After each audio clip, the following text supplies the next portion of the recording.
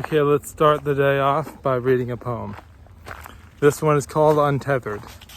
Free, tasting truth, the wind at your back and on your face. Finally, after 1,000 years of darkness, you emerge from your prison. The feeling of the sun is now on your back, and love surrounds you. Everyone desires this. Very, very few admit it, and even fewer scream it. Originally, the plan was a short walk today, but I just started walking and was like, I might as well just do the whole lake walk. So let's see if I'll be able to finish that. Hopefully I can. Right now I've been listening to a lot of music. For example, Sleeping with Sirens. There's a song called Hole in My Heart from their album Gossip, and it's a great song. Yes, I did take 3 days off from walking, but now I'm continuing the journey. So we'll see what happens here. Sleeping with Sirens also has this song called Legends. It's a really good song. It's a real jam. Originally they weren't going to put it on the album, but they showed it to some fans and they're like, that's a great song. So then they're like, oh, we might as well put it on the album and release it as like a full version, a full professionally recorded version of the song and put it on the album. So we almost didn't get that song, but I'm happy we did. It's one of my favorite songs by Sleeping with Sirens. And guess what? We have officially reached 1% of our total goal on this journey. So now is the time to celebrate.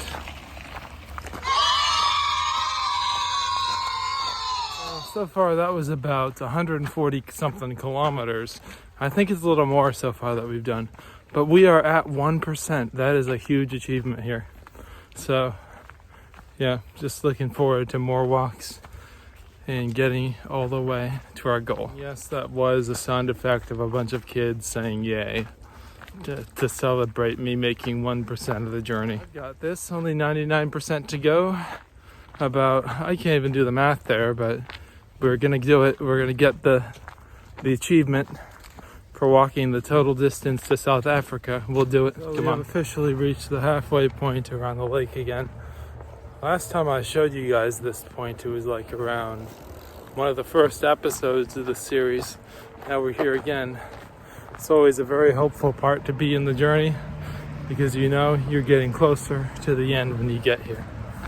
And yeah, just listening to Sleeping with Sirens, having a really chill kind of walk, and just taking in the atmosphere once more, as I always do.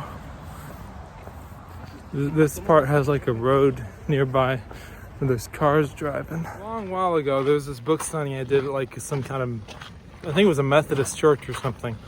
During this event they had, I was telling people about the Penultimate Poems, which, as many of my viewers know, is a poetry book from the senior in high school student named Serenity, who emails this poetry book to her entire class in the first day of senior year.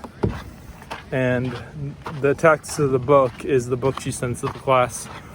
It's like ruminating about all these deep topics and like how people can't see the beauty in something unless they are really face to face with it. Like they have to think really hard about something to see how valuable something is, or how valuable someone's words are, or how someone as a person is valuable. They don't see that until they really encounter it face to face in a profound way, which is not good. But anyway, at that event, that church book signing event, I was talking to one of the people about the Penultimate Poems, and they said, the person I was talking to, she said, that's such a horrible book because you shouldn't be writing about a high school student sending a PDF to the entire class, because it reminded her of this student who sent like a video to their entire class about them committing suicide, which is horrible. But I don't think there should be any topics that are off limits for poetry, because poetry is something that's profound. It's like it has no limits, no borders. Anything can end up in a poem. And the other thing I wanted to say is that Have to remember. I've never even written about suicide because I think it's just a horrible situation that someone can get into. And it's just something I've never personally seen the value in doing. Like, why would you hurt yourself more if you're going through some pain? How does hurting yourself more make it better? Like, it's just gonna make it worse.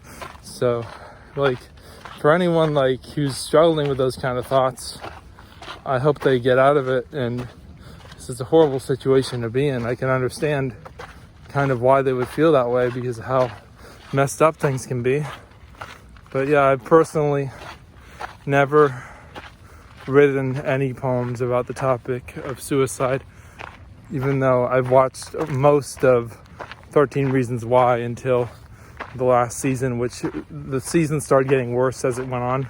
So I didn't even watch the last season. It seemed pretty corny to me. I'm almost home, so this will be my walk journey for the day. Hopefully someone enjoyed this video in some fashion or form, as the YouTube channel Gamer Rant says. And if you're not doing something to be poetic and change the world of all the problems involving people not caring about other people and things like that, then you just might be a part of the problem. Good. Time 1 hour.